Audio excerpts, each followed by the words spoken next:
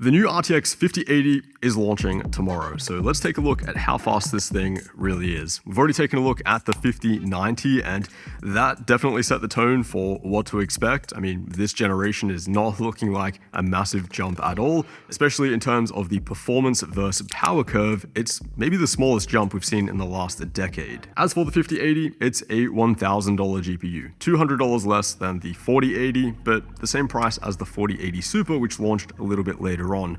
For that, you get slightly more shaders, slightly smaller silicon process, same VRAM capacity at 16 gigabytes, although it is higher bandwidth at GDDR7. As a little refresher, let's go back to the 3080 and the 4080 and see what kind of gains we were getting there. In the 12 games that I tested, there was quite a bit of variance, anywhere from 96% down to 10%, but on average, the 4080 was a 36% generational leap. As for the new 5080, that number is now 14%. In fact, it's 6% in Stalker 2, 5% in Black Ops 6, and just 4% in Cyberpunk. At most, I saw a 23% uplift in F124 and 21% in the new God of War. If you thought these gains were bad, let's swap out the 4080 for the 4080 Super. After all, the 5080 is $1,000, the 4080 Super was $1,000.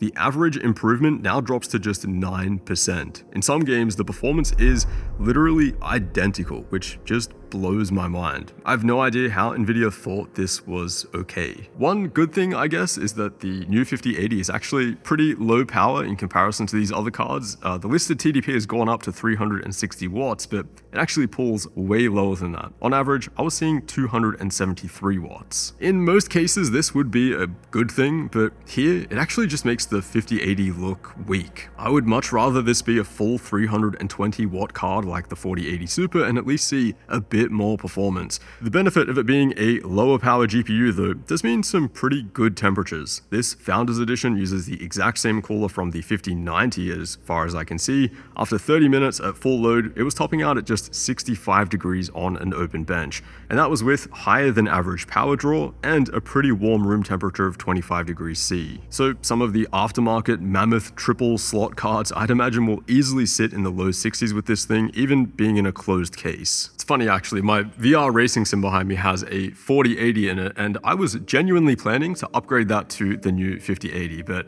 as you can now see, that would be completely pointless. If you're coming from something like a 3080 or under though, it would be a meaningful upgrade. I mean, you're definitely getting some more frames. Between a 3080 and a 5080, it's like 70% uplift on average. In some games, you'll see over double the performance while seeing less power draw as well. Black Ops 6 is a bit of a weird one there. I did retest that as well today. Even on the 4080 though, it does seem to underperform for some reason. And for those wondering, 5080 versus 5090, it's a $1,000 difference in MSRP, probably even more than that in the real world, and we're looking at a 50% jump in frame rate on average. But yeah, 5080 man, it is pretty disappointing. For a bit more context, the past 80 tier GPUs like the 3080 and the 4080, they were faster than the flagships of the previous generation. So 3080 versus 2080 Ti, 4080 versus 3090, they cleared them pretty easily. This new 5080 though has no chance of beating a 4090. Even if you go back as far as the 2080, the 1080, the GTX 980,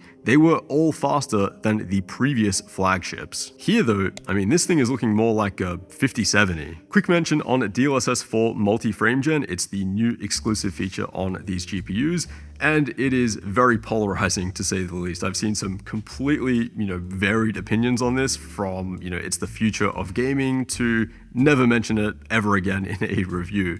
I'm somewhere in the middle. I tested it out in my 5090 review, and actually I had a, better than expected experience. The additional smoothness gained for me far outweighed the visual artifacting that I was seeing most of the time. Being able to go from 80 frames per second up to 240, 250 frames per second is something that I would look forward to switching on in some games. But then when I went to use it on the 5080 with the exact same settings, my experience was far worse, and that's because the starting frame rate was much lower. Instead of the starting frame rate being like 75, 80 frames per second on the 5090, it was more like 50, 55 FPS on the 5080. And since the frame rate is lower, that means the time delay between frames is greater, which means more visual artifacting, and it also means greater latency. So yeah, if your starting frame rate is like 50, 40, maybe even 30 FPS, I think that's going to be pretty unbearable. But if you give it an input frame rate of like 80-ish FPS, being able to boost up to that 250, 260 FPS range with frame gen, you can now fully saturate a 4K 240Hz monitor.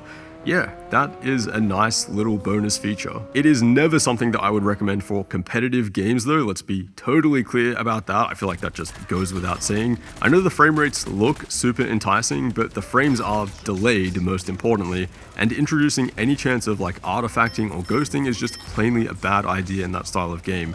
In those games, just set everything to the absolute lowest settings, and if you need more frames after that, you can drop your render resolution as well. For single player games though, where I want to load up the graphics, maybe kick back with a controller and just enjoy the story, yeah, I don't find frame gen that offensive. Just make sure that you're feeding it an input frame rate, at least above 60 frames per second. I know NVIDIA's marketing around it has also been super aggressive, which is not the best, but now the truth is out there so we can all see it for what it is. So if a 4080 Super and a 5080 are sitting on a shelf at the exact same price, of course you'll go with the 5080, but what's more likely to happen in the real world is that the 4080 Super is going to be a little bit cheaper, or maybe you'll be able to find a used 4090 for a little bit more. And in those cases, I would prefer to go with those other two options instead. So yeah, definitely not a GPU that you'll just want to throw your money at. Definitely consider your other options.